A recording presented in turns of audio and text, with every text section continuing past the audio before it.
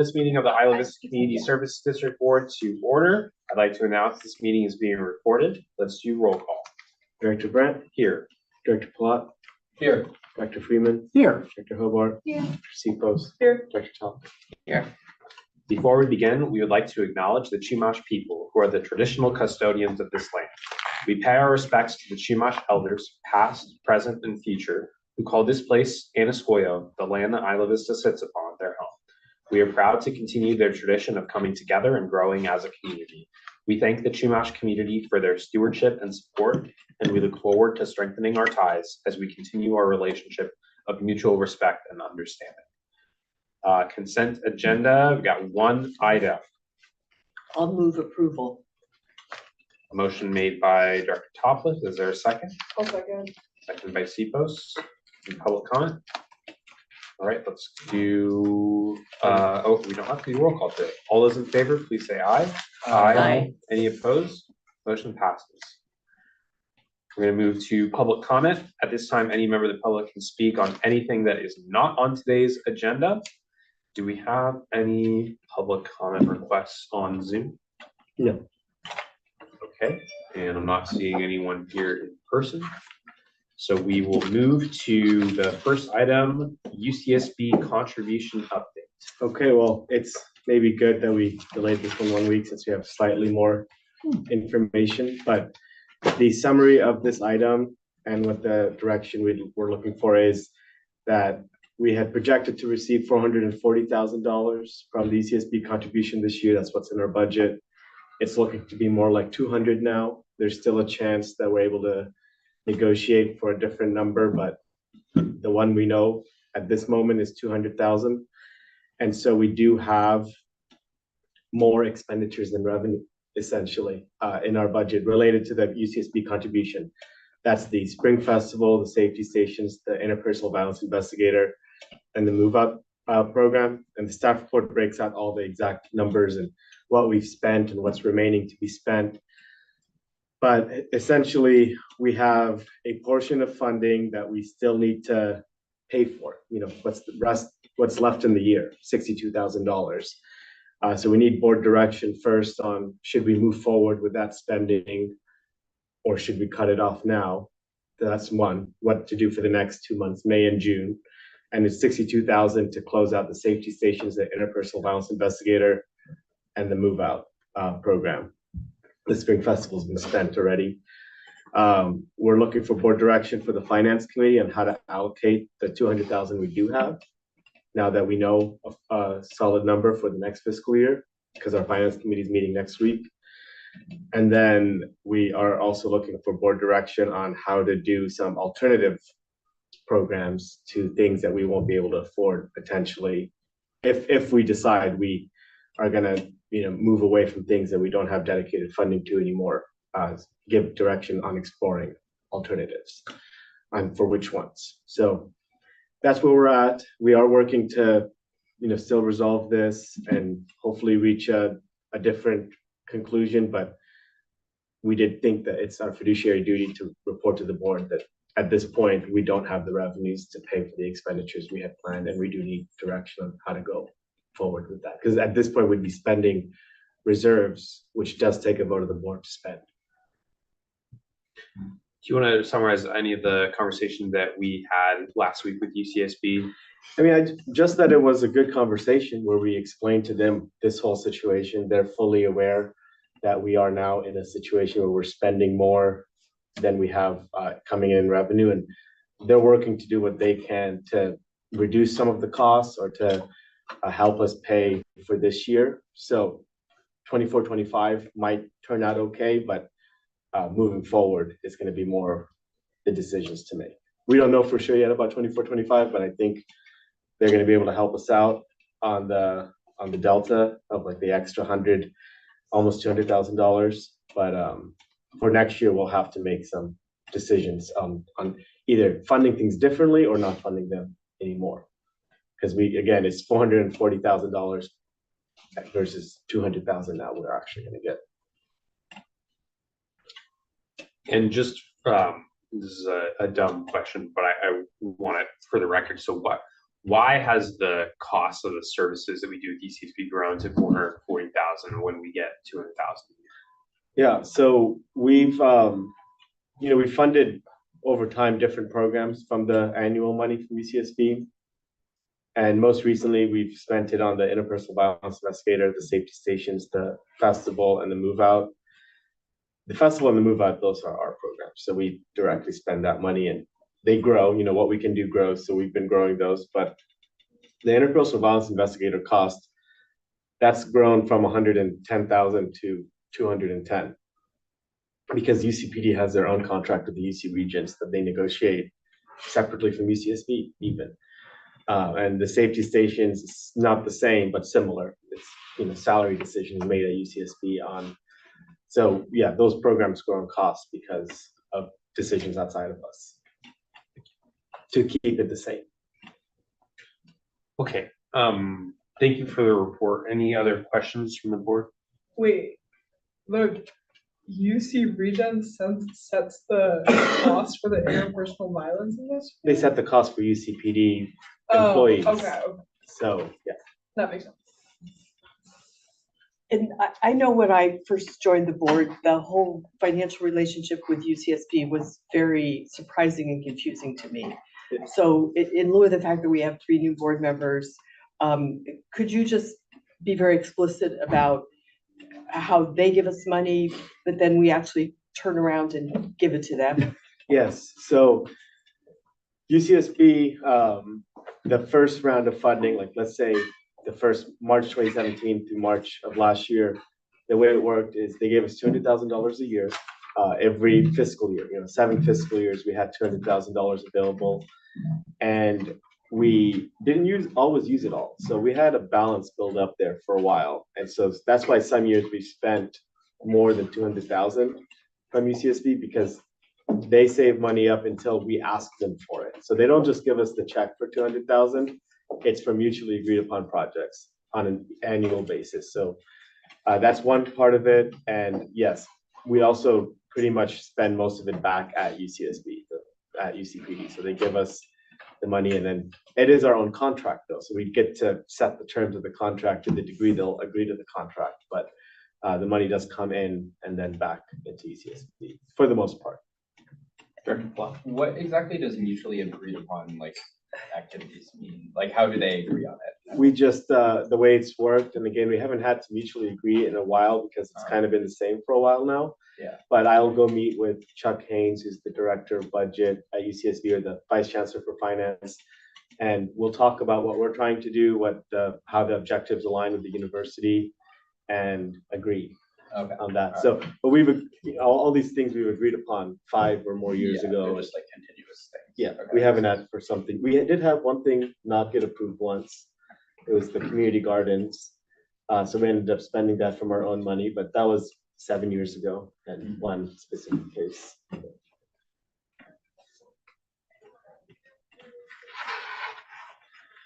So yes, I think for 24-25, we might be okay, but we do want board direction on if we did have to spend from our fund balance, should we finish out the contracts that we have essentially and do the move out program. But really we're looking for direction of the 200,000 we do have now for next year. How do you all want to spend it? What are the new ideas for mutually agreed upon projects? It could be our current list, but half of it because we can only do half, but we just need that said so that we can go back to UCSB and work with them. Well, I think that, it seems like the interpersonal violence investigator hasn't panned out the way we thought it would. Just the various things I've heard throughout my time here, from Tesla and other people, it seems that it is first of all, hasn't really done anything so far. And the job it would be doing is already being done by the sheriff's department. And considering that's also 200,000, which is the missing balance, it seems like that might be the first place to look to cut, just because I feel like the other things like the safety stations, I feel like that's something we should definitely prioritize. That seems like a very good program, even if we had to pay for it completely out of pocket. Same thing with move out. I think that also seems that's a very good thing for keeping the community clean and removes trash from what would otherwise just pollute the nature. Mhm. So I think both of those are definitely a higher priority in my mind. I will share since you brought it up, Director Pla, about the interpersonal violence investigator, the original intent of the program, as we saw it at the time on the board, was the goal was to create a law enforcement officer detective position that would be the point of contact for all sexual violence cases that occurred in Isla Vista. At the time, the way that the system was working was that when a survivor reported an assault, it was kind of a grab bag of who in the detectives bureau had free time to be able to respond to that case. So our goal and what we believed as a board that we were doing was adding value to the system by adding more capacity, but also by creating a single point of contact so that a survivor wouldn't have to be passed from person to person to person, thereby decreasing the likelihood that people would even want to come forward. And I too have a lot of questions, like Director Blatt, about whether or not that single investigator model is what is currently happening with that program. I'm hoping that when we review that program, that we get some answers on that. And I'm also curious to hear more about there was recently a change in assignment of who was in that role to someone that needed to go through detective school that was not a certified detective. And so I have questions about that too. And all of that means that, while I haven't really made up my mind yet, I'm kind of leaning in the direction that you are. And I also, we just got a great report from Stessa last week about maybe potentially other things that we could do around intervention training. And I wonder if that is something that we should pursue if we were to take away and reduce the service on this other program. I'm sorry, I'm now having an allergic reaction to something at the same time that so now my eyes are tearing and everything, and I certainly am going to increase the likelihood of causing somebody a problem. So I'm gonna walk outside, Okay. and I will just dial maybe my car. Yeah. Because I was sick to get that stuff. Good luck. I'm sorry. Director Hubbard. So, well, first, I think that if we were to consider maybe not funding the interpersonal violence investigator program, I think that we should do that with the intention of also committing ourselves to other ways of supporting people in Isla Vista. I don't really like the idea of like trying to pull that and then kind of just like tossing it to the side and like only focusing on these other things. I think that like there is value to the idea behind it. And maybe that's something that like looking into it in terms of like what we might need to cut could help us shed some light on like a better approach. And then I had a question about like with the detective, like the way that it works, do you think that there would be a way to like coordinate with the police to maybe see if they could make it a larger priority, even if it's not necessarily being funded by us? Or is that like something that you could only see them focusing on with funding? We could definitely work more on that through IVCSD, which is a new, something we didn't have before when we first set this up, is a way to directly speak to people and help set the agenda and priorities. So that could be another way we do it, is create more transparency about how things currently work, and then pull the strings and like talk about it very openly. Oh, it looks like this part of the system clearly doesn't work, and advocate for change that way, and make things, put sunlight on them. So that's something we can do.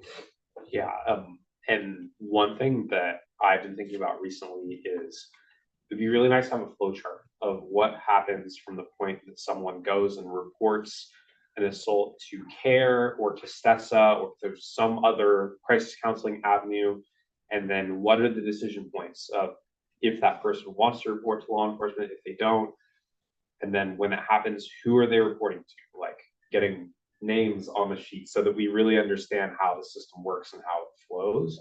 Because I think more transparency will also help us be able to be more honest with the community about what happens when someone decides to go through the reporting Yeah. process. Because even for IV Safe, I feel like it would be a really good thing to bring up at IV Safe, but like, I mean, I'm supposed to be going next week and like, I wouldn't really feel comfortable really trying to like talk about it, not understanding exactly how it works. So I think that like having a visual like that and being able to like speak from like a educated perspective might be a little more productive as well. Yeah, those are good thoughts. And I think that is bleeding into our second item. So we'll talk about that agenda soon.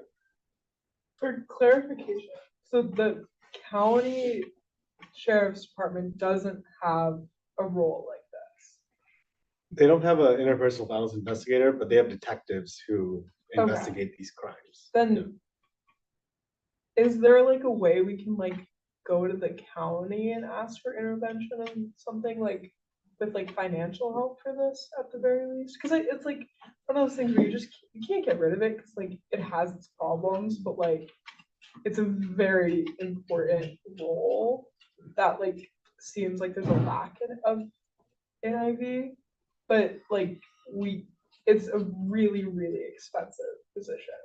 And so like, is there another way to like rework the position or like, I don't even know what I'm trying to ask.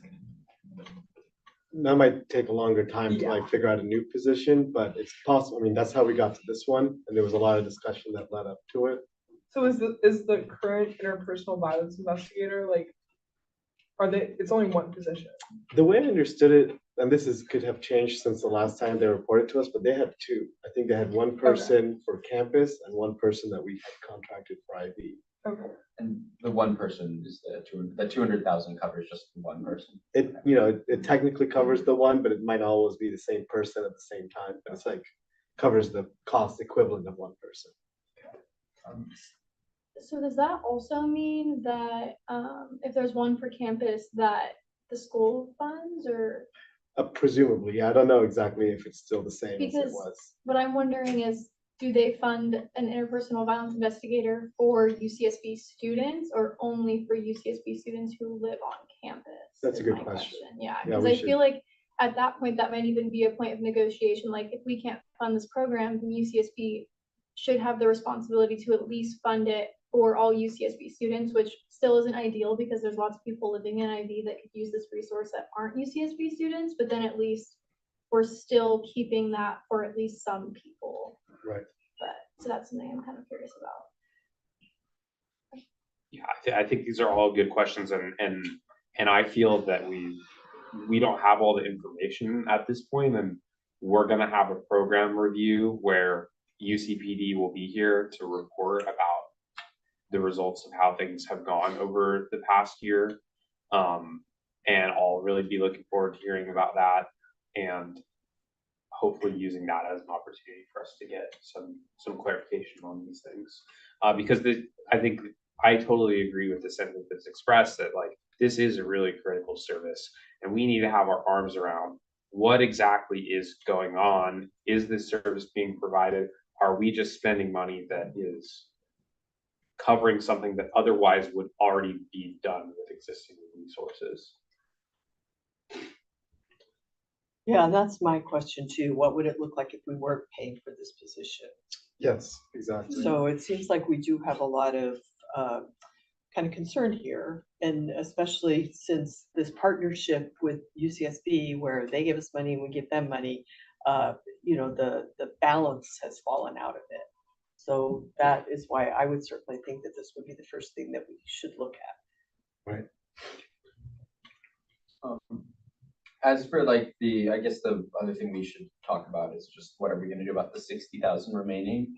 And to me, I feel like that, like, I guess, so in the document, it says that the expenditures have already been approximately 300,000, but those technically haven't been paid.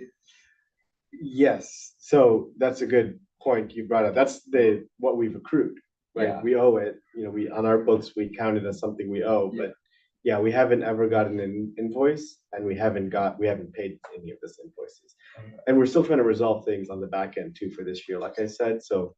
Like I said, that 325,000 might end up being lower, but we're Okay. working it out.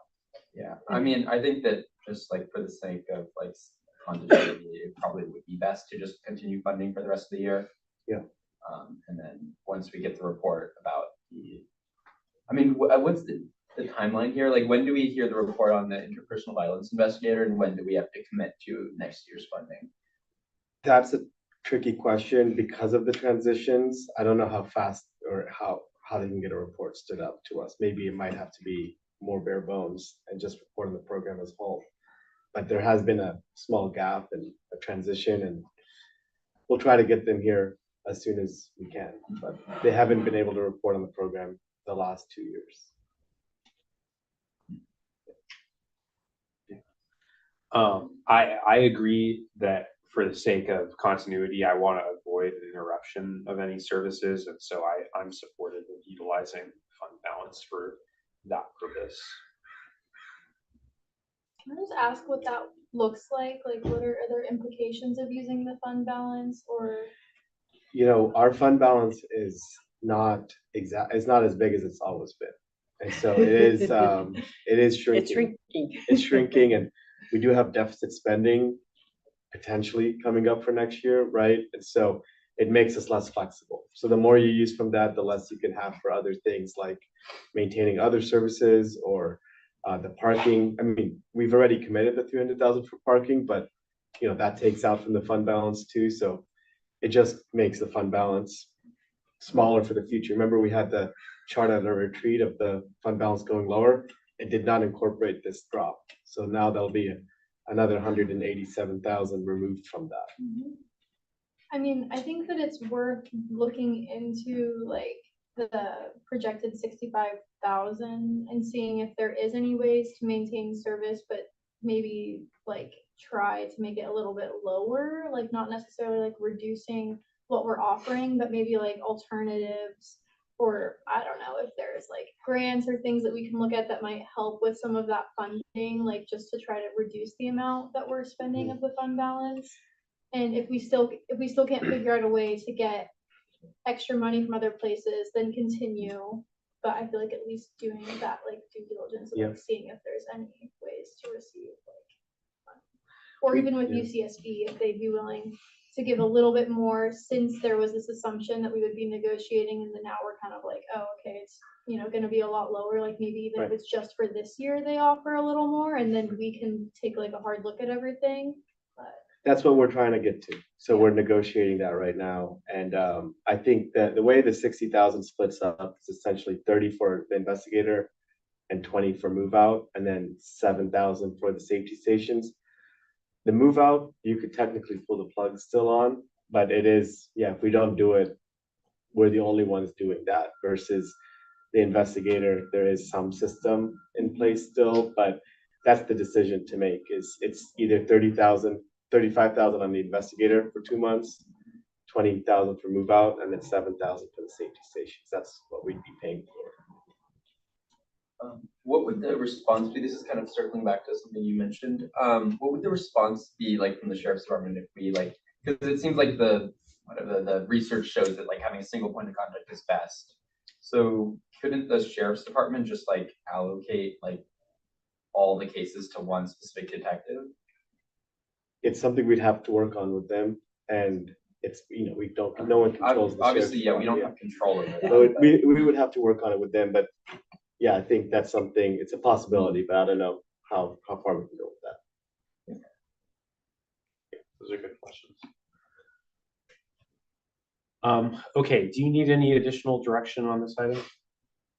No, I think we're good. I think it would be good to have a motion on utilizing the fund balance. So Okay. it would be just because it is our policy that fund balance spending has to be approved by the board, knowing it might not materialize. We'll do what we can. I think maybe for move out, we could try to find a AS group that can chip in a little bit.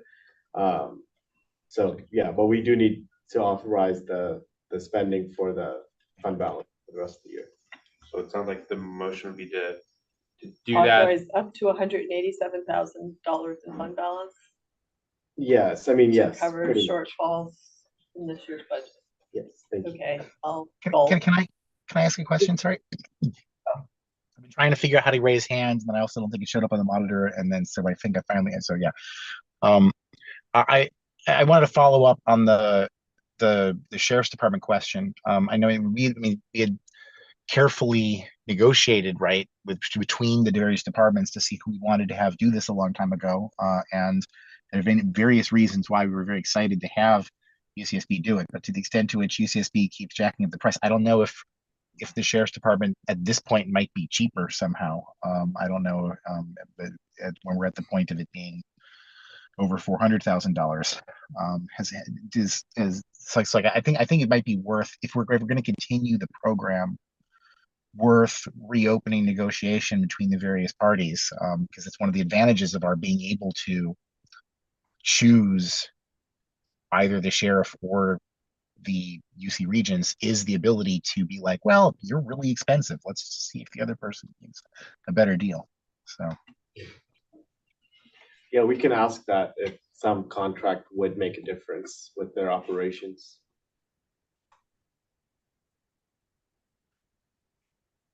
Okay, I think there was a motion over here on the table. Yes, to authorize up to $187,000 be taken from reserves to cover budget shortfalls in fiscal year 24-25.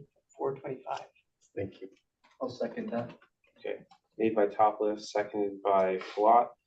And even though it's not in the motion, I think we also have heard loud and clear, trying to find ways to reduce that amount so that it's not all 187,000. Yes, and also a big commitment to the move out program. Because that's been very successful and important, I think. Yes, we're gonna get a report about it later today. Okay, motion on the table. Is there any public comment on the motion? Okay, seeing none, we'll bring it back to the board. And I think now we have to do roll call vote, so let's do that. Yes, Director Brent, Yes. Director Palat, Yes. Director Freeman.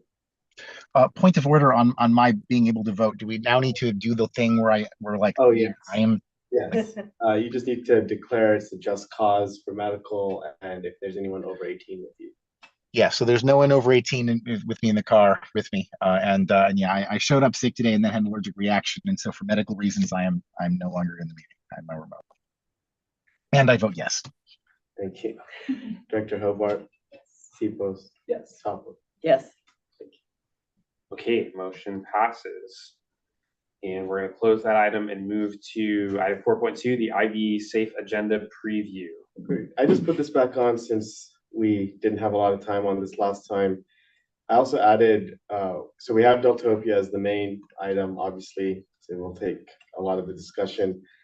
And we'll have Stessa talk about their Raise the Bar. I added another one in here. We had a great IB Community Network meeting last week on state of Isla Vista and the data related to IB.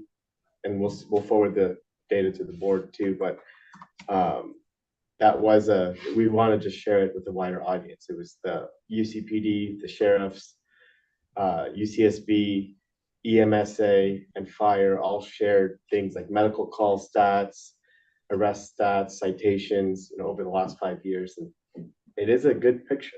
Overall, things are getting better in Isla Vista. So that is something to celebrate and also look at where we can make improvements. So we'll go over that. And then I'm guessing now we should add in our future agenda items based on our last discussion, which is sexual assault services. I think we'll work out the language on that, but essentially something to go in depth on the system in place currently. And that will be maybe our first discussion, level set on the current system.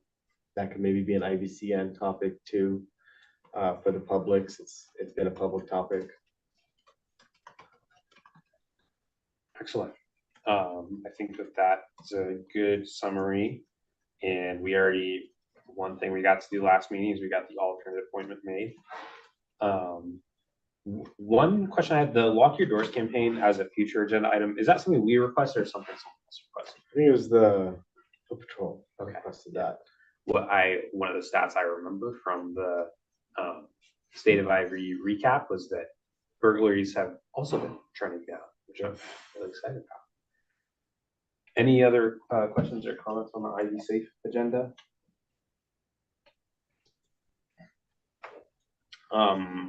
One question about the Deltopia item.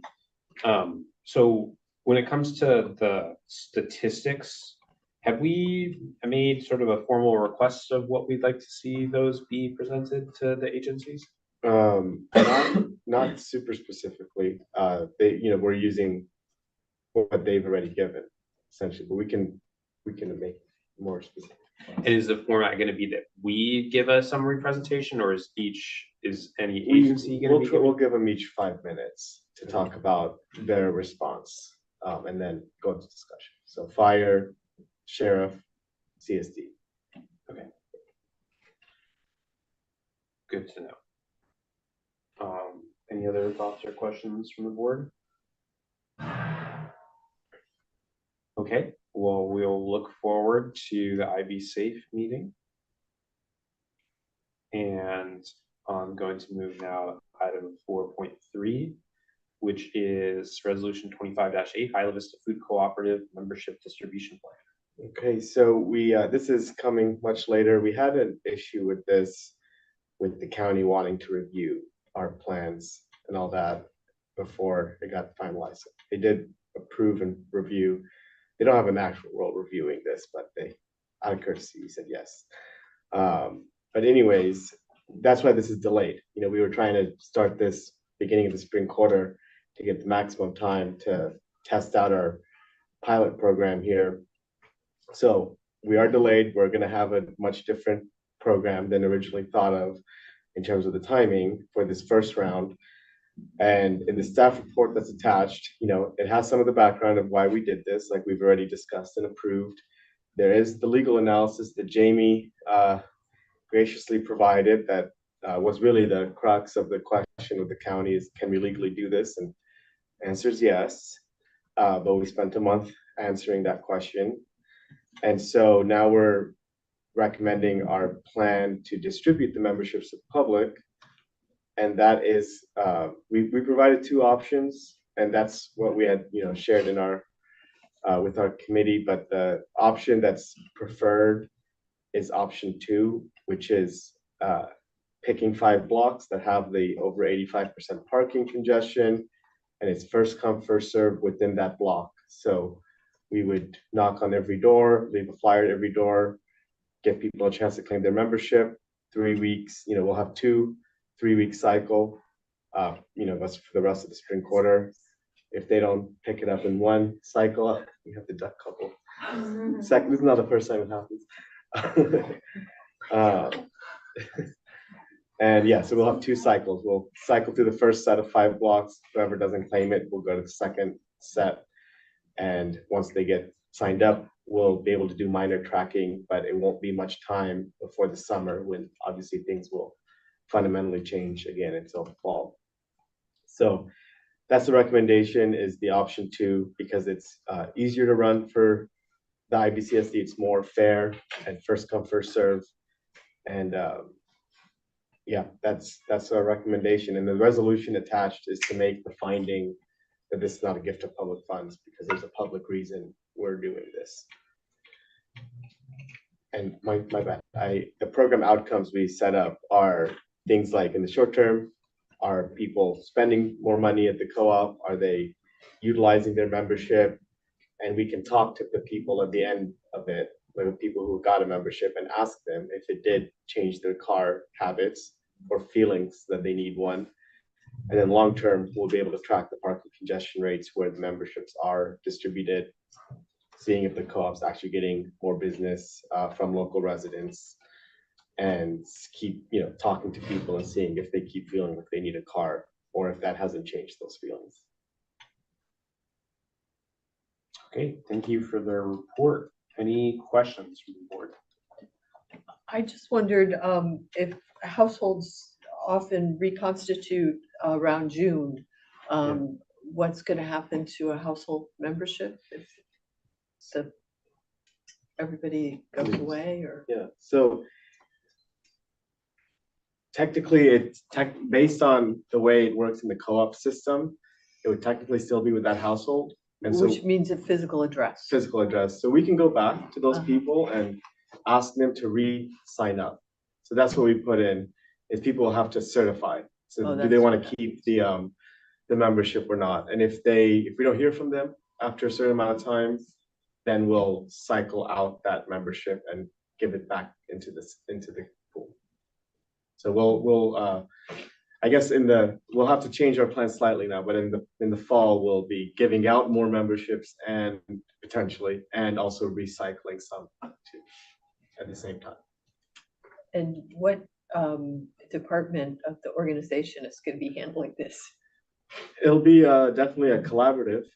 It's because it's both a community engagement effort, but also the core of the program is parking and public works. So I think it'll be a joint project as we start, and then we'll see where it ends up living in the long term. In the future, if we end up having dedicated staff for the parking program, this could be one other component of their work. And as people maybe give out tickets, they could inform people about signing up for this program and things like that. So there's a home in the future for sure. Okay. Yeah.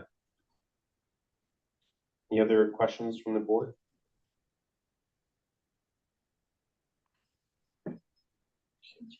Oh, Jake. I've got a question. I'm curious, has the staff put in, like the people who would actually end up having to do it, have put any thought into how much of a time impact this will have on their job?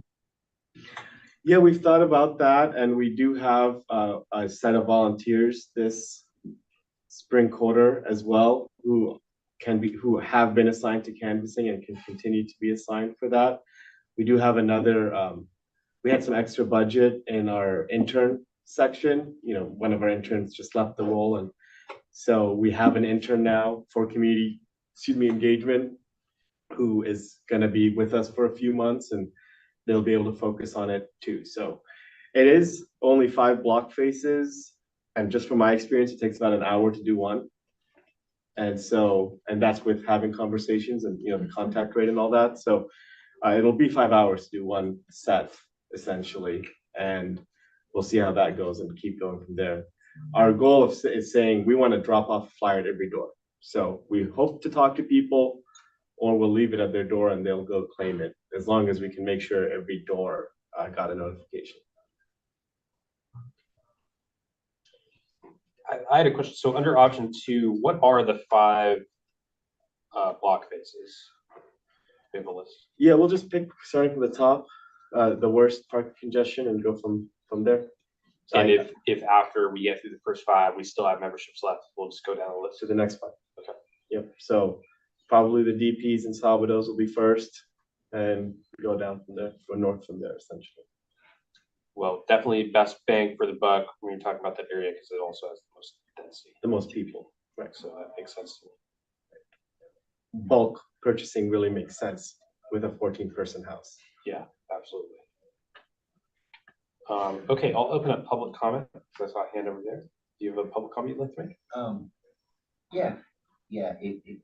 Based on those 5 blocks, there's less memberships than you anticipate will cover entirely those 5 blocks. Is that right? That's kind of what I'm assuming. Is what it sounds like. Yeah, there are more households in those areas than there are memberships. Yeah. Okay, because my next question was going to be, what options would there be for like the folks who live in our community but are not necessarily housed? Most of that population already has their membership anyway. But I was just wondering if there is anything set aside for someone who doesn't fit into that profile, who might have an interest. I think it's a pilot program, yeah, so it's early. I think from the options that we're looking at, it's really closely tied to parking congestion. Right. And so if someone had a vehicle that was living in that area, maybe there would be a nexus there, but that this is a part of how there was legal rationale for us to be able to, Yeah. to intervene here, was the parking nexus. Okay. It's looking pretty good. It's just, it's a pilot program. It's the first round. And if this is successful and grows and gets more funding, then I think it might be more of a valid point. But I'm bringing it up first just to keep a good outlook. Excellent. Thank you for your comment. Any public comment on Zoom? Okay, bring it back to the board. Any thoughts from the board? I have a question. Have we talked to them at all about the other things that we were wanting to do in terms of like outreach and all of that? We have talked to them a bit, yes, and they did have those two town halls that, you know, they independently planned those, but they had those town halls. And yeah, we'll work on the outreach now, you know, kind of wanted to have this to go along with the outreach, so. And we're also meeting with them this Thursday to talk about fundraising, like, you know, bigger dollar fundraising as well. So we have a couple different conversations in the mix with them. We had discussed, you know, the managing the patio as well. That hasn't moved forward yet either, but also still in the mix. And when Annabelle and I attended their town hall day, they'll have a committee that's dedicated to the public outreach. Yeah. aspect. Yeah, my concern is just that like spring quarter ends and then it's kind of, there's like a lull. And so I feel like the best time to be trying to reach out to like, at least to reach out to UCSB students would be right now. Yeah. Versus like next fall. No, yeah, we got unfortunately really delayed here. County council, county treasurer, and county auditor, all, you know, felt like this was out of scope, and we had to spend a while getting them to see our perspective. Never plan for these things, I guess, sometimes. Yeah, well, thanks for sharing that. I know this hasn't been an easy one to get across the finish line, so thank you to you and Jamie and the committee that worked on putting this proposal together for your work on and attention on this. I'm feeling comfortable with supporting the second option. It makes sense to me that it is connected to the parking and it's the less sort of staff time burdensome option, it seems. So yeah, happy to move forward with that. I agree. Any other comments from the board? If not, I think we'll entertain a motion.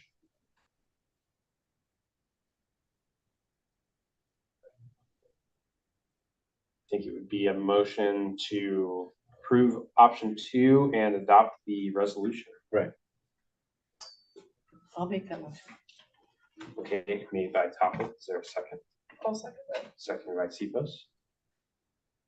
Let's go to a roll call vote. Director Brett, Yes. Director Palat, Yes. Director Freeman, Yes. Director Hobart, Yes. Director Sebos. Yes. Director Topple. Yes.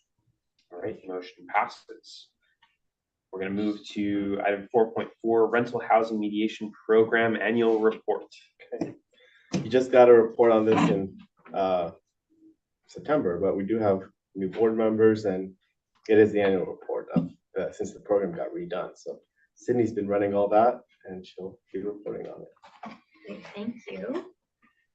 All right, so like Jonathan said, we won't go into too much detail, but just to kind of give you an overview, as a reminder, our program's mission is to create a culture of mutual respect and understanding between members of our community while ensuring housing security for all.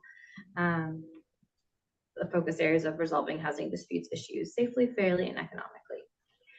So just a reminder, our board goal for this year was to restructure and establish the rental housing mediation program with a new model based on past experiences and community needs. It was really clear that we heard in the budget survey last year that people wanted additional services. That led to the expansion of this program. So we have updated our referral or inquiry form online. And so all the data that I'm going to be sharing is from February when both our mediators and our legal advisor came on. So this is just a couple little snippets of what the new inquiry form looks like, but people have the option to select any and all of these. So if they just want legal advice, if they just want mediation, if they're not really sure, maybe if they have questions about their lease specifically. And then before, our form was pretty limited with what we asked. So we really expanded that to cover all the things. And this just helps us to kind of see the data over time and make sure that we're covering all the things. So since February, we've received 16 requests in 2025 in comparison to 37 last year and 38 the year before that. Since I've made this report, we actually have a few others that have come in. So even without too much outreach and efforts, this program is out there, it's being utilized, it's being shared, and yeah, it's been really great so far. So just an overview of monthly mediation requests. You'll see the spike in February at 7. When I did this, April wasn't quite completed, so this is actually going to be 6 that we saw in April. And as with move out coming, we're about to see quite a bit more. So a pretty steady inquiries. And then who is requesting the support? It's still 75% tenants. The majority of people that utilize our services are tenants. We've had a couple property providers, a few roommates, and some sublease lessees. Oh, sorry. It's okay. And then we do all of our, both of our mediators and our legal advisor are bilingual in Spanish, but so far people are just primarily needing our services in English.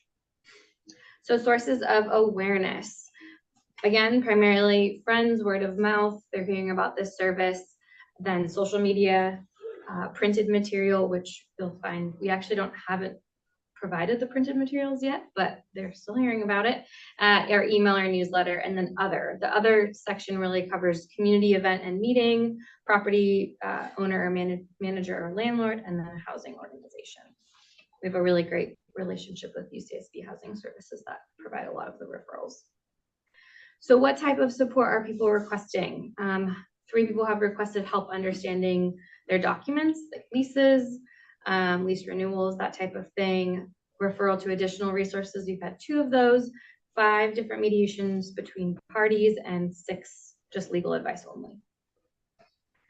The types of things that people are having issues with. Again, rent is a big one, payments, whether that's between roommates or a landlord not getting payment.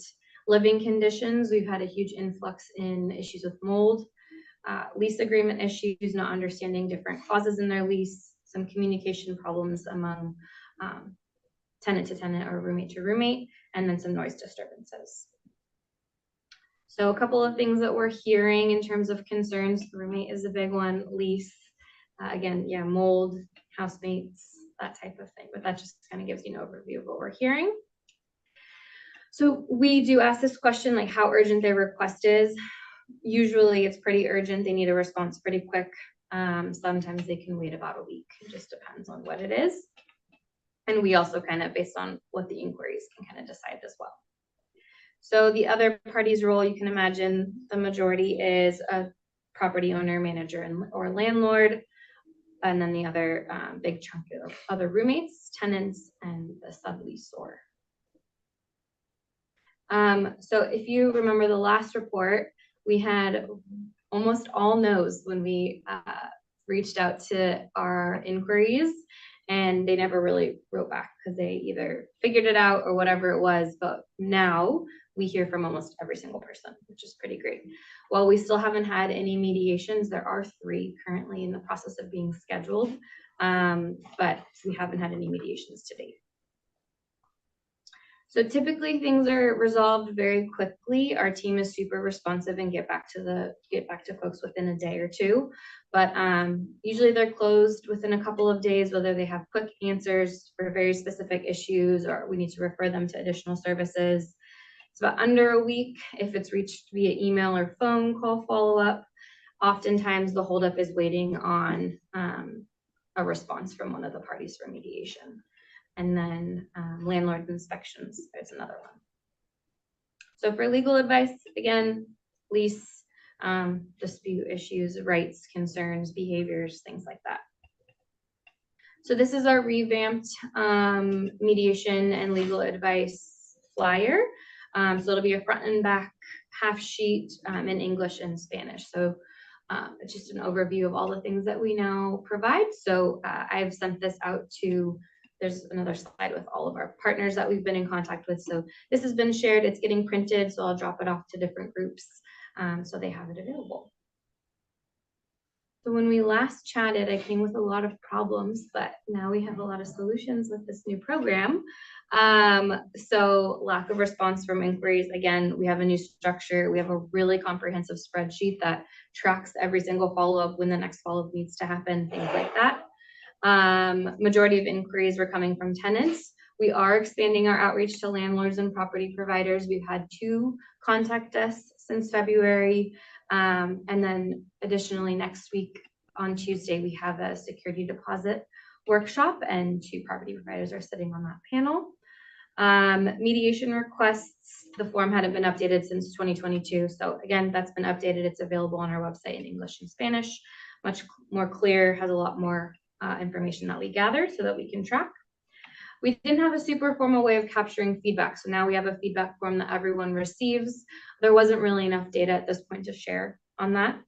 Uncertainty around referral handoffs, but again, we have a lot more referral partnerships. Spencer and I just met with IVTU today.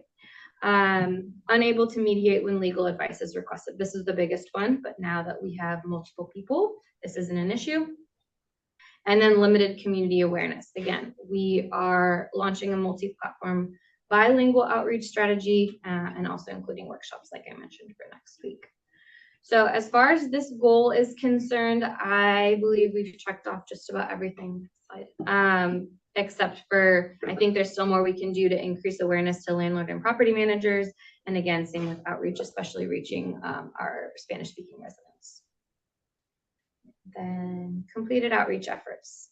Lots of outreach around the expansion of the program. We had a press release and some media follow-up. People reach out to us a lot for different articles and things. We've met with Robin at ASLRC to go over kind of where the services they provide, what we'll provide, what focus areas they have, so we don't duplicate legal services. We continue to attend and present at UCSB's property provider meetings. Jonathan sat at the Bloom Center's Student Housing Crisis Forum last week. This was yesterday when it was the meeting last week.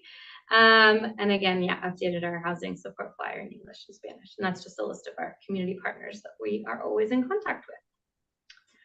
Lastly, our future outreach efforts. I mentioned already the security deposit workshop, which is next Tuesday at 6 o'clock in this room. There will be dinner provided, quarterly in-person and virtual workshops. We are incorporating this program into CAP canvassing and tabling efforts, so helping to get the word out, working with Fiona on some social media campaigns, again, targeted outreach with Spanish-speaking residents. What's really great about having a bilingual team is they can go out and meet our community where they're at and share with them our services.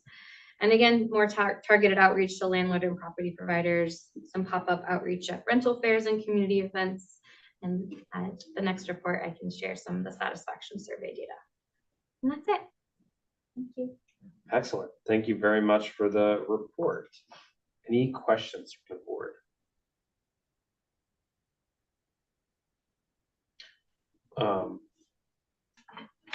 I had a question, which is, so just looking at the utilization of the program, so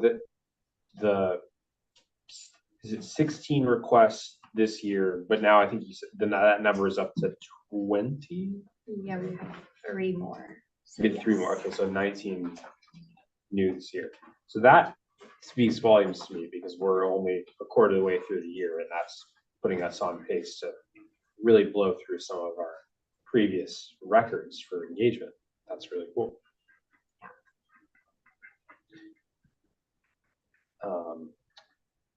One comment I'll make, Cindy mentioned that we met with associated students, and one of the things that I think we came to a good agreement understanding on was that oftentimes the services that they provide through the Iowa Tenants Union they're more focused on disputes between landlords and tenants. And so when people come to them with problems that are roommate to roommate or interpersonal problems, they don't really know what to do. So they're really happy to hear that this is a program that would help fulfill that need, and kind of agreed to help try to funnel more people into the program, which I was really excited to hear.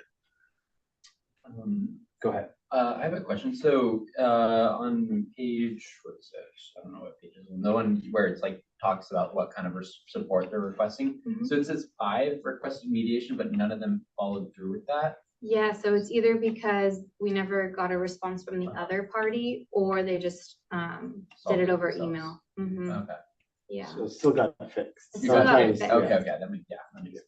And if the other party doesn't agree to mediate, we then just give them additional services and other ways, like there's like the county building inspection form thing that, you know, they can make complaints to. There's other avenues that they can explore as well.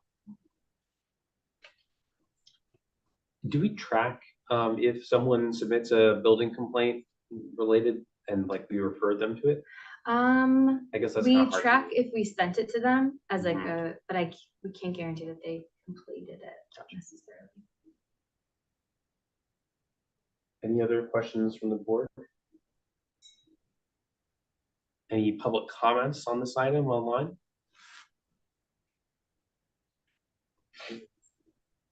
All right, well, I think this is awesome to see the progress that we've made in only 6 months to re-up this program. And it seems like even just getting our arms around some of the logistical things and the workflows have really, really made a huge difference, not to mention bringing on the extra staff. So I'm really excited for the direction this program is heading.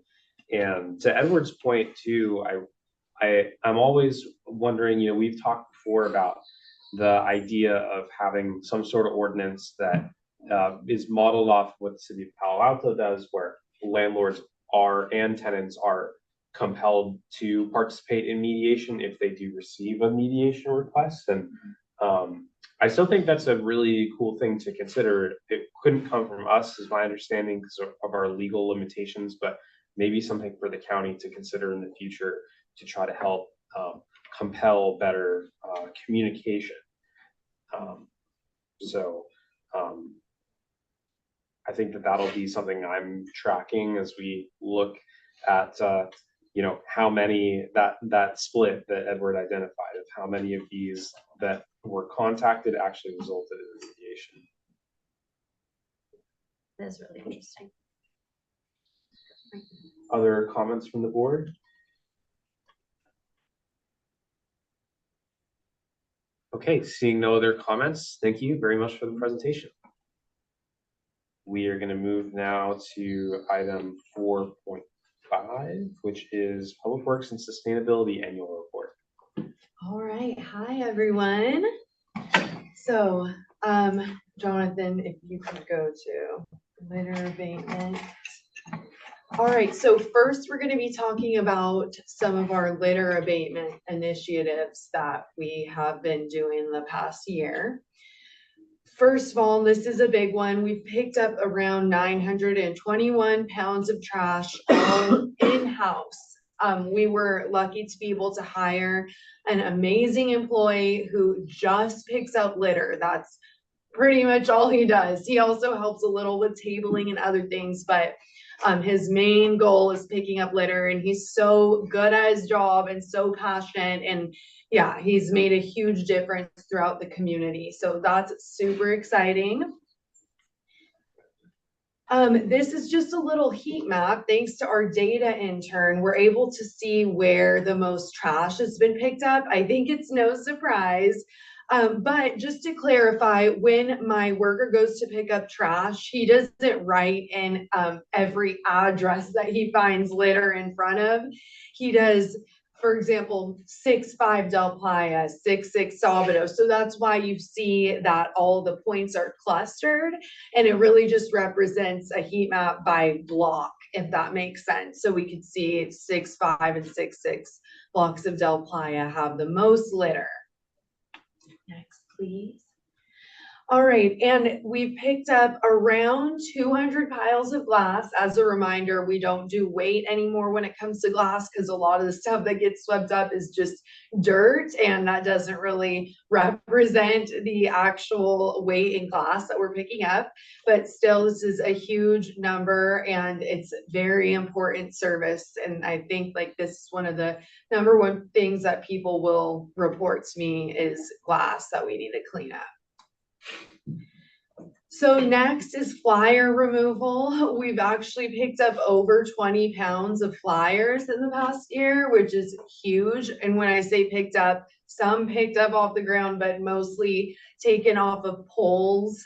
They accumulate really, really quickly. And I know that this is a service that a lot of the residents really appreciate.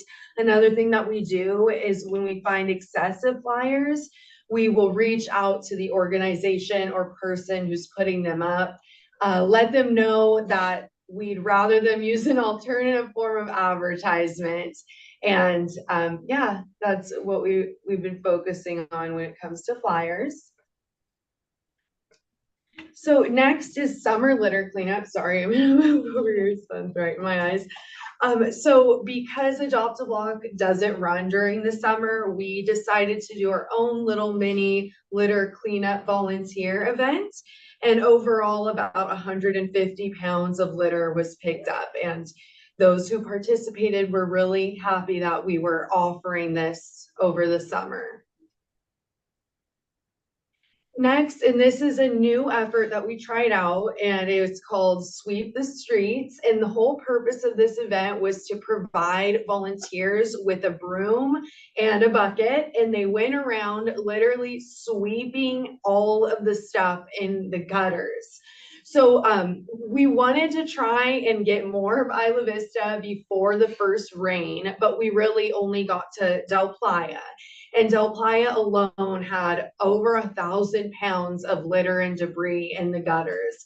A lot of this is plant matter and a lot of it's dirt, but you could see in the little close-up I provided some of the other random things. And it's important to note that picking these things up by hand isn't always possible. Like sweeping is really the only solution.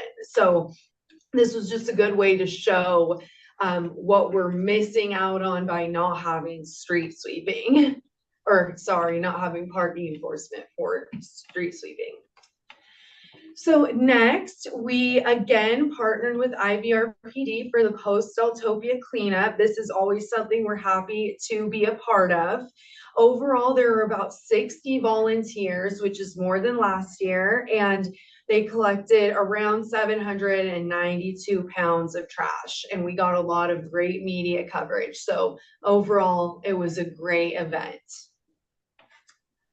So next, you've seen this slide before, but I'll just mention it again. In the year 2024, we did have our first ever waste meeting, and this is where I invited several stakeholders from the community and the surrounding community to come and just talk about the trash situation in Isla Vista.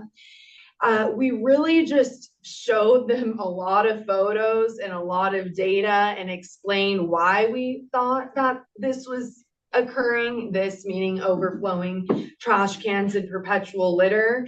And I think that it really worked to catch their attention and made them realize that some changes did need to be made. So a few of the outcomes are listed, but one of the biggest outcome is the fact that Chapter 17, which is the Isla Vista Waste Ordinance, is currently being revised. So this is the ordinance that says that there should be one trash can per bedroom. Well, we're trying to up that and do a few other things that will hopefully prevent litter from occurring in the first place.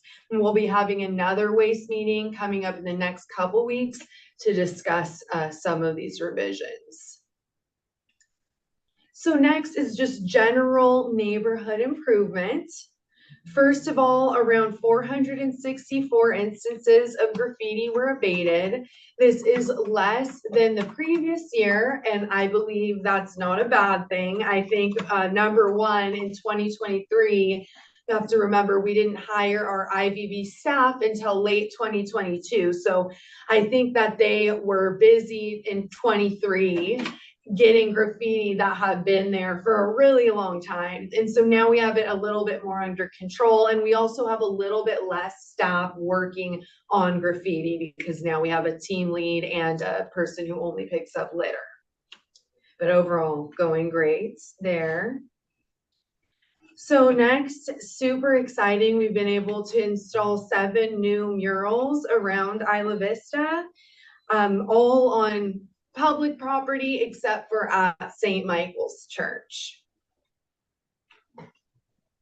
And all painted by volunteers except for, well, St. Michael's Church. I'll talk about that in a bit. So the Neighborhood Ambassador Program, as a reminder, the CAPS program is new. It's the Community Ambassador Program where residents can sign up and commit to a certain number of volunteer hours per quarter.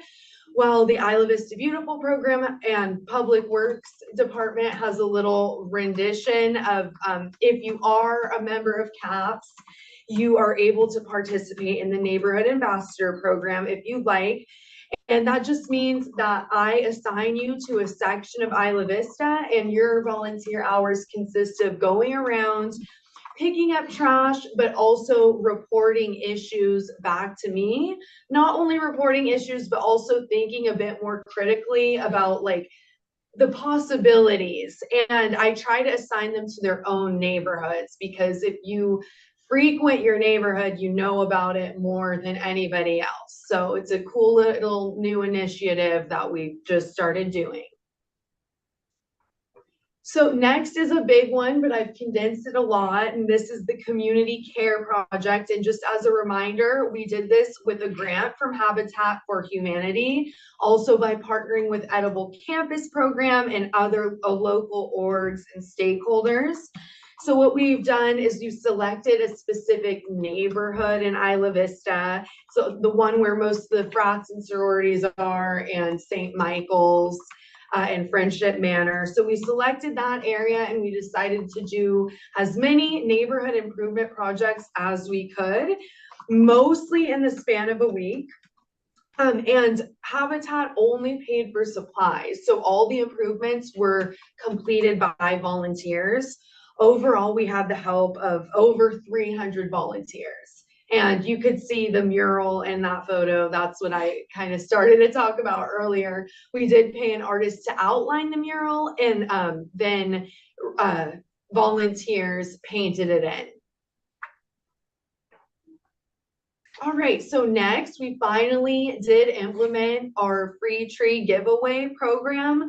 A lot went into that, creating the policy, the budget, the contract application process, working with Fiona to create the website and other CE material, and then of course outreach and communication with interested parties. So it is difficult to get property owners to participate in this kind of thing, but people are interested. And the cool thing is that those who are interested are typically interested in more than one tree. So distribution is coming very soon. Next, I know most of you have heard of this already, but it was a long process in getting permission from UCSB to fix up the Welcome to Isla Vista sign. So we hope to have it all fixed up in August, but you could see on the right what it looks like now, and on the left what it used to look like. We hope to bring it back to its original state. So move out efforts. I know that I did give a whole presentation on this earlier, but I will just quickly go over it again. So we've done a lot to try and mitigate the issues that occur during move out. One of the huge initiatives is just waste reduction in general. So we have our donation pickup service that originally in 2023 was only during move out. Now we have it year round, but it's mostly used during move out. So we collected over 1,000 pounds of unwanted items that we then donated from people's doorsteps. In the same note, we also do non-perishable food recovery, and we've kind of combined it with our unwanted item service. So it's also something we do year round. We collected over 1,500 pounds of non-perishable food. Community yard sale was bigger than ever with 94 residents participating and selling stuff and over 200 people coming to shop. A lot of that has to do with the media coverage that we got. Cardboard box giveaway is always super successful. We collect cardboard boxes that would have otherwise been thrown away from businesses, and the businesses are more than happy to provide them. And then we give them away to residents so that they don't have to buy move-in boxes. Then, of course, we provide support to the give sale. And by the way, the give sale collected, like, I know I said 16 on here, but it's over 20 tons of items that they then resold. So essential to our community. But here is some photos of the yard sale. And then next, something else that we really worked on in 2024, we meaning me and Fiona, is the community outreach aspect. We were able to create a really easy to use web page, which is super exciting. And through this and through Instagram, we were able to highlight educational topics like how to reduce waste, storage facilities and reminders to store items early, move out countdown, stuff like that. So next, and one of the most important initiatives is the cleanup of just litter during move out. And luckily for the first time last year, we were able to hire Hauling for You. Their team was great. We plan on hiring them again this year. They were able to collect 442-gallon trash bags filled with litter. So it just makes a huge impact having them around. And by the way, they also brought a few truckfuls of usable items that they found on the street to the give sale. So next are just some before and after photos of the work that Hauling for You did during move out. Oh, more. Okay, and then related to move out is move in. So we had our second move in sale and we raised $2,000. But if you look at that photo, the before and after photo, it's just incredible how much stuff we had and then how much stuff was left. And the stuff that was left, most of it, if not maybe for one or two items, I don't think anybody would have wanted. So pretty impressive. It was very successful and people are so happy to come and get stuff for such a cheap price. So next is just a list of our partners. We have many, many partners, which is super great and exciting. Next is the staff time breakdown. So I'll just give a little overview. So we have the Isla Vista Beautiful team lead, and she helps me coordinate a lot of things. She mostly tells my workers what to do. And she also goes back to check that work has gotten done or go to like gauge where and what work needs to be done. Next, we have the litter removal team member. Like I said, they mostly just pick up litter, but just like all of my other team members, they also help out with special tasks or event assistance. Think the yard sale or even like Deltopia, anything that needs to get done. Next, I have 4 IVB team members. They do graffiti, also some trash and glass cleanup. They do flyer removal and also help out with special events. Then there's me. I do a lot of meetings, research, just diving a little bit into applying for grants. Of course, lots of communication and planning. All right, so let's just get into a few of our challenges. One is a challenge that we've had for a long time and it's well known, but it's lack of district-owned space. that can make it hard because we have to rely on partnerships with other entities to carry out some operations, which isn't ideal. For example, the move and sale is super important, but due to upcoming construction at UCSB, we're not going to be able to hold it there anymore. So we're trying to figure something else out. Well, we will be having it at the community center, essentially, which is a good thing. Now we don't have to rely on UCSB, but lack of district-owned space is a big one. Limited participation from property and business owners.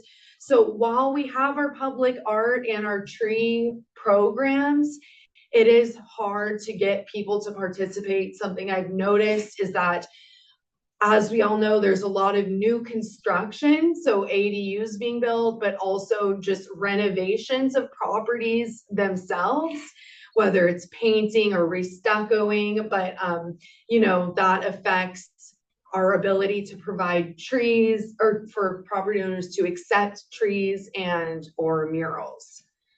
Of course, challenges to litter abatement is also a big one, just because of poorly contained trash bins and the inability to effectively street sweep. So looking forward, move and sale transition, as I mentioned before, we're going to shift from our reliance on UCSB owned space to IVCSD lease space. So that way we can ensure that this move and sale gets to happen every year. Next, we'll be expanding donation collection services. So we're going to be having things such as a canvassing drives where we actually go door to door to ask for donations rather than just asking people to sign up for us to come collect their donations. We also hope to have an additional donation site for the Give Sale somewhere in Isla Vista this year. Next, property and business owner engagement. I think that once we have some success stories from past projects, it will be easier to show property owners what they could have at their property, and they might be more willing to participate. In addition, I think a lot of them would be more willing to say yes to, for example, a mural if we had plenty of funding for that kind of thing. So I'll be definitely looking into grants. Next, I will be supporting street sweeping efficiency, and this is mostly through supporting our parking enforcement program implementation and hopefully developing alternative methods to street sweeping as well in the meantime. Next, strengthening the local waste policy. As I spoke about earlier on, we are in the process of amending Chapter 17 and just want to make sure that we stay fully involved in that process. Lastly, lighting improvements. This is always a big one. We want to make sure that the county appropriately allocates our CSA 31 lighting budget. And we also want to try and establish a program where we can distribute light fixtures to UCSB, or I mean, to Isla Vista property owners. So focusing on public lighting, but also focusing on lighting on private property that in theory lights public property. And that's the end. Excellent. Thank you, Thank everyone. you very much for the presentation. Any questions for Jennifer from the board? I don't know if you would know this, but do we know when Chapter 17 will be like done being amended? Is there like a timeline for that? Or? So they are, do you want me? You can go ahead. So they are waiting to have a meeting with the county supervisors board because some of the ordinance adjustment involves increasing services for the houses. So if they're increasing services, then they're essentially having the property owners pay more money. So if you're going to do something like that, it needs to go to a special meeting first. And I think they're still waiting to hear when that meeting is, but it was supposed to have happened this month. And I think maybe it will hopefully be in the next couple months.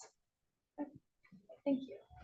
And we'll bring a report on that, like we'll ask them to present to the board. Yeah. Thank you for that question, because that was going to be one of my questions too. So as a part of that, is it anticipated that there will be some way to enforce this higher level of service that's required?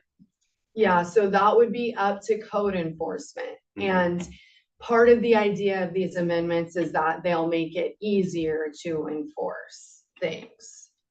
Excellent. Well, that's definitely something I think would be great for us to weigh in on before it goes to the Board of Supervisors and potentially support. Go ahead. I was wondering if there would be a potential for the person that collects litter to log specific addresses that have like maybe a lack of trash cans, like if it's like specific addresses that we're noticing just have overflowing bins constantly as like kind of evidence to bring for this amendment of like, yeah, there are these addresses where there's clearly not adequate like trash bins, things like that. And then also maybe even like reaching out to specific property managers as well, like to see like what they think about, I don't know, like what the process is of adding more trash bins, if like the property managers are allowed to do that, or if it is like not allowed. Yeah, I mean, go ahead.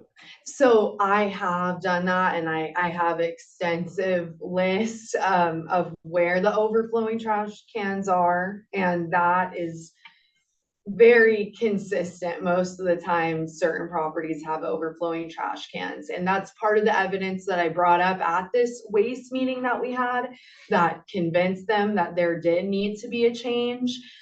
It does get a little bit complicated though, because for example, there are some properties where they say, oh, there's just not room for more trash cans. And that is where you run into an issue, because how do you argue that? But then that also has to do with parking, because they say there's no room because there's too many cars. So there's a lot of different factors at play. But I definitely agree with you. And I've tried to reach out back in the day to some of the property owners, and it didn't go too great, which is why I mostly leave it up to Ricardo, the code enforcement officer. But I do like the idea of potentially doing something like this peer-to-peer noise ordinance, but instead for overflowing trash cans or poor trash management, even if it's just a little note that you hand the residents. But bottom line is like there needs to be proper services to begin with. Yeah, I mean, Jenna has done other things, like we have note magnets for residents to know when their trash days are, so they can do a better job. But one thing we learned is that back, at least when I was, I mean, I'm still a resident, but when I was a student, the property owner, that was the one utility trash that residents never set up. The property owners did. But we learned recently that a lot of landlords are pushing that utility onto tenants to sign up for themselves, who then like subscribe for too little because people are trying to get the cheapest price. And so that's why our tax kind of went down in that area, and why there's been trash issues is because landlords have not taken the responsibility to pay for the required trash services. So part of the ordinance would make it so that property owners pay for trash and not tenants. And that's just a basic rule from now on, is that tenants don't have to sign up for that, just the property owners. And that could make it easier to enforce because there's no back and forth pointing fingers. It's the property owner who has the account. Excellent. Well, that sounds like a great effort. Yeah. I'd love to learn more about it when we've got more info. I had a question for you, which is that one thing that's different this year compared to last year is you really upped your game when it comes to volunteer events, utilizing volunteers. How do you feel like that's gone? How do you see that as how it fits in with what your dedicated IVB workers do? That's a good question. I mean, most of our events, aside from the community care project, have been trash pickup, with the exception of, I guess, there's the sweep the streets, which was a little bit different. And it was great to have volunteers for that because it's such a daunting task and it's not fun. I hate to say it, but when volunteers go out and they do little by little, I'm sure it's fun for them. But I sent one of my workers to just test it out, and she was like, this is really difficult. So there's just no way we could do something like that in a way that's impactful without numbers. So in that respect, having the volunteers was really, really helpful. And yeah, when it comes to trash pickup, it's just never ending. So I think, yeah, getting the community involved in that and rewarding them with community service hours is great. And then I noticed a lot of interest in the Sweep the Streets event because it was something a little bit different. They got to use brooms and not just trash pickers uppers, and I think that intrigued a lot of people. Also the art, a lot of that is by volunteers, and I just have noticed that they're thrilled to be able to do a mural and contribute something permanent to a community that they might not be living in forever. And it just definitely instills a sense of pride in them, but I think also others who are walking by and seeing them paint the art and just seeing it when it's finished. If that answers your question. It does, It's pretty yes. I long-winded. really love the way that you've continued to use volunteers and are always working to integrate that, and especially in, you know, this tricky budget time, it also has that additional benefit of being able to tap into existing community resources. So I just think it's been really fun. I had a good time volunteering when you did the event in collaboration with Dot Block. And yeah, wow, there was a lot of trash after Deltopia, so I'm not surprised that we got 800 pounds in just 1 week. It's an essential event. I had a question about, like when you are getting volunteers, like what is the outreach like to get those volunteers? Like, is it social media or? Yes, it's mostly social media, but it's also a little bit of emailing organizations directly or sports teams, etc. Or they come to us. A Yeah. lot of them come to us. Any other questions from the board?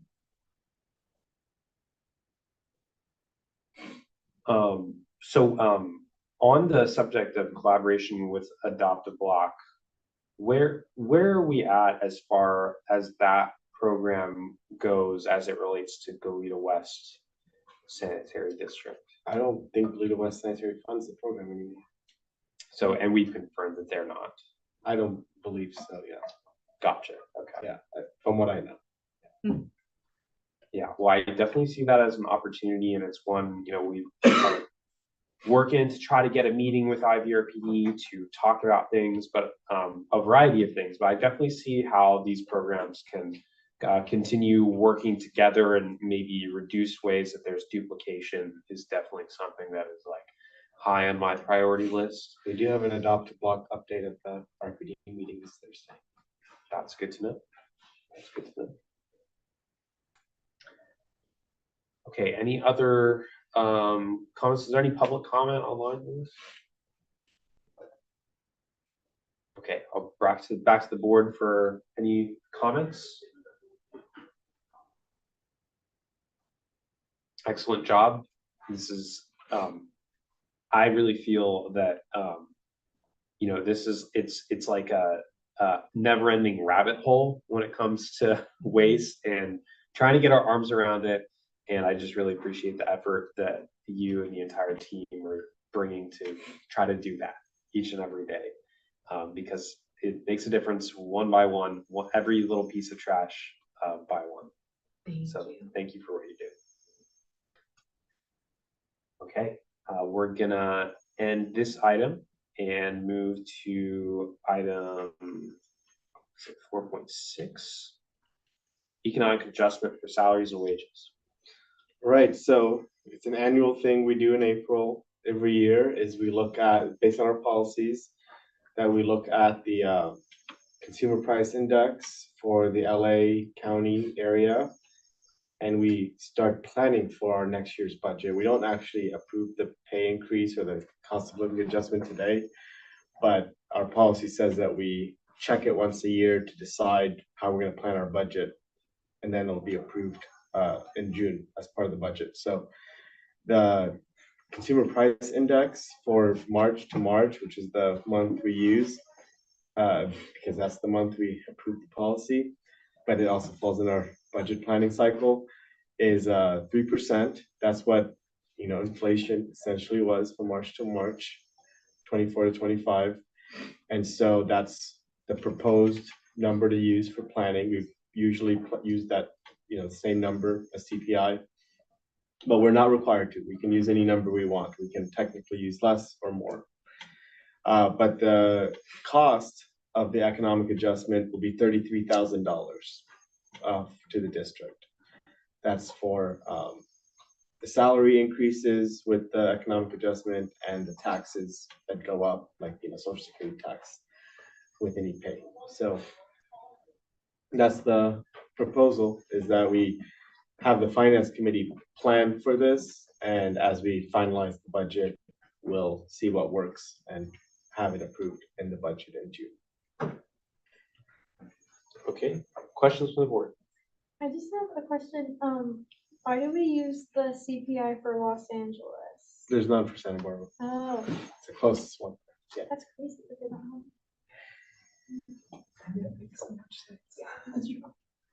Any other questions from the board? So this adjustment applies to all of our full-time employees and all of our part-time employees. Yeah, and it applies to the salary ranges and the steps on the ranges. And so different employees, everybody will get the same amount, but it's not for the person, it's for the job and the, position in that job they hold. So if you're, level 3 for an intern, you've been with us 2 years, you get raises through that, like for doing a good job. And then this separately is for meeting inflation. Gotcha. So if we were to do a CPI adjustment, it affects the range of the salary independent of who is in that role. So this is about moving our ranges to keep in line with inflation. Exactly. Yeah, because we've done like 3, or not 3, maybe 2 studies to make our salaries align with the market. So instead of doing a study every time, which we did a pretty decent one last time, we just do a now percent change for inflation. We have a raise system, which we didn't used to have as much before. So we don't have to do studies of our salaries as much. Any other questions? Any public comment online?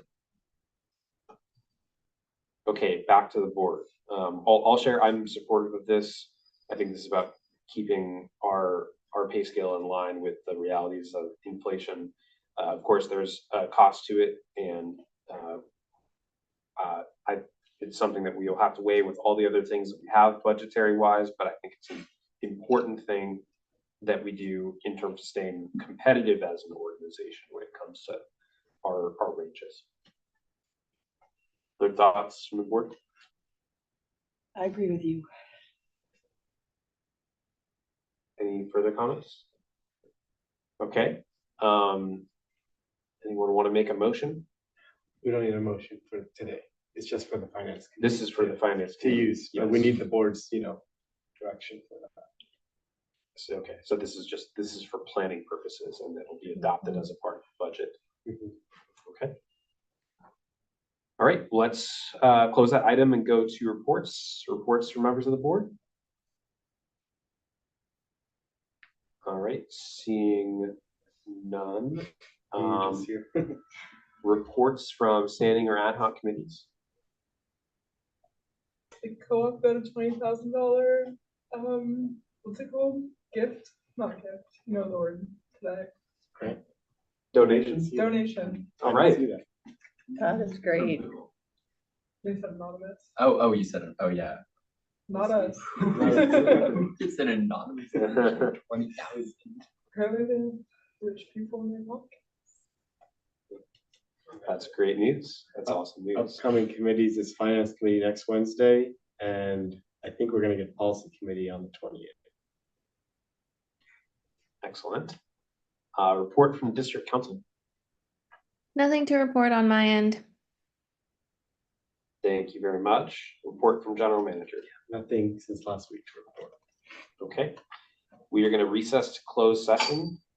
This is conference with legal counsel for anticipated litigation under section 54956.9 D2, 54956.9 E1.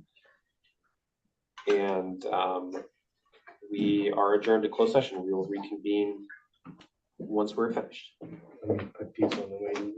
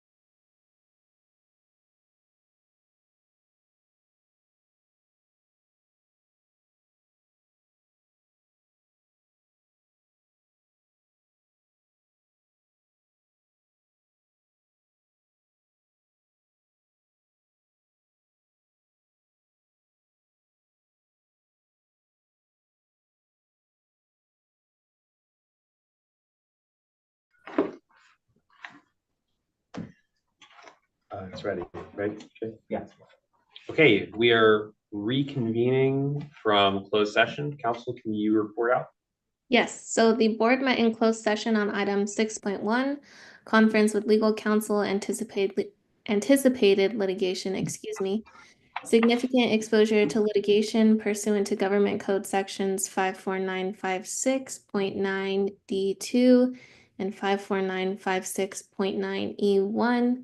A point had been reached where, in the opinion of the legislative body of the local agency on the advice of its legal counsel, based on existing facts and circumstances, there is a significant exposure to litigation against the local agency. The facts and circumstances are such that might result in litigation against the local agency, but which the local agency believes are not yet known to a potential plaintiff or plaintiffs, which facts and circumstances need not to be disclosed.